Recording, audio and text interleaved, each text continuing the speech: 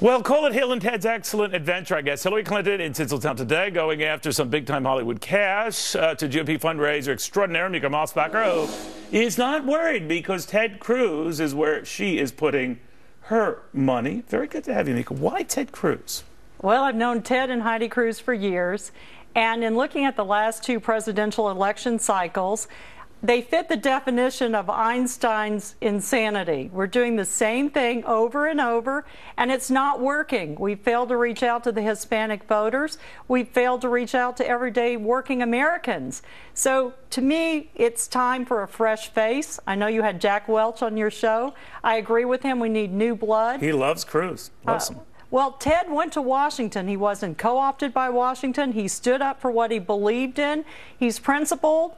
He didn't duck. He stood up, and I admire that kind of courage of conviction. It's rare in a politician. Jack Welch did say, and he loves him to death, he should smile more. If he's going to sell himself as Reagan, he should smile more. What'd you make of that? Well, Ted Cruz is very intense. He's principled, and I think Heidi Cruz, his wife, would be the first person to tell him to lighten up a bit.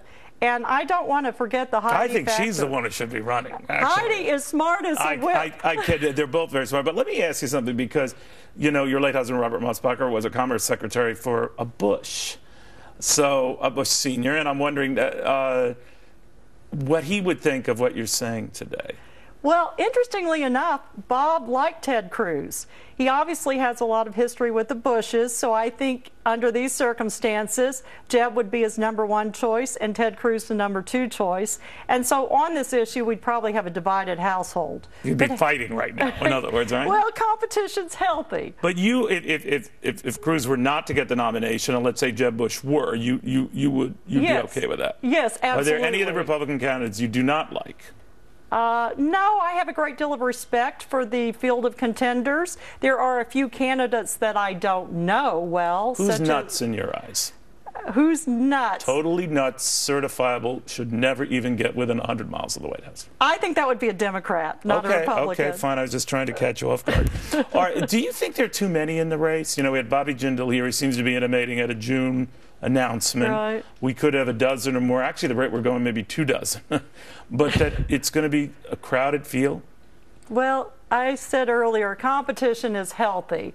And if we don't bruise each other up during the primary, you know, by running negative campaigns, etc., I think it will only strengthen our party. It is going to make fundraising tougher, at least early on. Can you reveal how much you've committed to Senator Cruz? You know, I'm like so many people. I'm bundling. All right. Well, you got a lot of money to bundle. I've got a lot of money to bundle. Hey, he raised $1 million in one day. Oh, no, he's raised a lot of money, but a lot of guys are raising a lot of money. I'm wondering whether it gets to be so many guys with so much money, we don't have a nominee by Cleveland. What do you think? Well, I'm the cockeyed optimist, so I hope we do. Right. But if we don't, hey, you know, as far as Cruz is concerned, I don't think he'll raise the most money, but I don't think he needs to do so to be successful. Well, he definitely brings out the passion. Mika, very good to have you. Thank you so much. very, very much. Pleasure. All right, in the meantime, no credit, no home. A new report showing that 1 in 10 Americans have 0 credit history. In fact, because they have no credit history, they don't have a credit number, a score, none of that. So they really can't get a house. It has Realtor Connie DeGroot very worried. Connie, does that automatically take them out of the housing market then? Absolutely. I don't think that we can rely on this group of people to, in the near future, be buying a home. If you don't have a credit history, then it's going to be several years probably before these people can establish themselves, get a good credit score, save, and move forward. But the key to that is jobs. If we have more jobs, better paying jobs, then you can get a credit card, then you can start purchasing, then you can start, you know, the process. So I'm hopeful that if we can change things and improve the economy a little bit more, then some of these people will go out of this group. There's about 45 million people in the United States that are in this position, and we really need to try and change that. But on a percentage basis, though, Connie, is it different since most of them tend to be young? So they haven't had a chance to get a credit history going. How unusual is that anyway. I mean, when my wife and I were young, let's say, I mean, we didn't have much of a credit history. I mean, so how is that different than the old days, you know? Well, I think now if you don't have a job, you can't get a credit card. But even if you don't have a job, there are ways to... I just didn't have much credit history. You know what I'm saying? Like, I wonder if we're making a bigger deal out of this or more ominous phenomenon out of this than is warranted.